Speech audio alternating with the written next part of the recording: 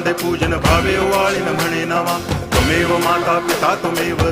बंधुश्च सखा त्वमेव विद्या तरुणं त्वमेव सर्वं मम देव कायेन वाचा मनसेन्द्रियैर्वा बुद्ध्यात्मना वा प्रकृति स्वभावात् करोमि यद्यत् सकलं परस्मै नारायणायति समर्पयामि अच्युतं केशवं रामनारायणं कृष्णदामोदरं वासुदेवं हरि गिरिधरं माधवं गोपिकावल्लभं जानकीनायकं रामचन्द्रं भजे हरे राम